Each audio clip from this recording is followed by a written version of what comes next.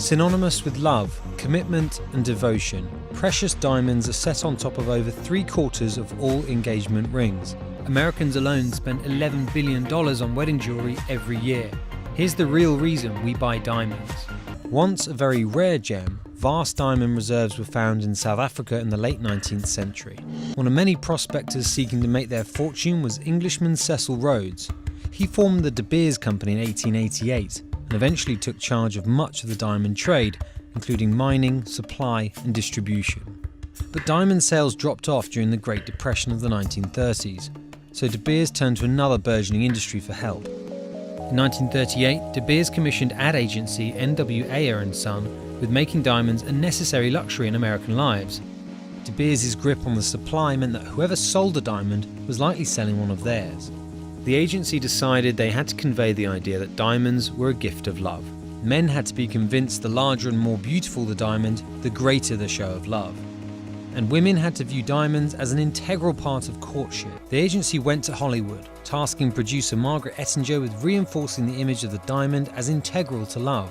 She supplied jewellery for stars like Merle Oberon and Claudette Colbert to wear on screen.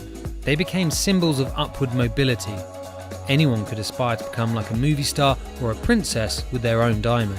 De Beers even managed to get into schools and churches to discuss the history of diamonds. Their true intention, sowing the seed with children that diamond engagement rings were part of marriage and that it was a tradition.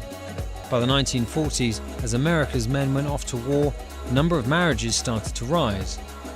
Between 1938 and 1941, diamond sales went up 55%. Ayer also used work by great painters like Picasso and Dali in their posters to associate the diamond with a piece of classic art. But it was a simple ad line that was to make the biggest impact.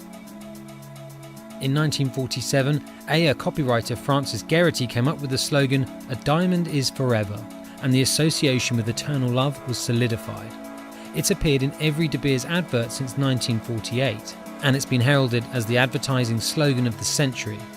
Ayer's copywriters were also skilled in directing consumer spending habits, suggesting a month's salary was a good amount to spend on a ring, then upping it to 2 by the 1980s. Before the Second World War, 10% of engagement rings contained diamonds. By the 1980s, the number was up to 80%. Over the same period, diamond sales in the United States grew from $23 million to $2.1 billion. De Beers and N.W. Ayer & Sons' marketing masterpiece played on our emotions so powerfully that not only were they able to sell as a product we didn't need, but they influenced the culture of marriage.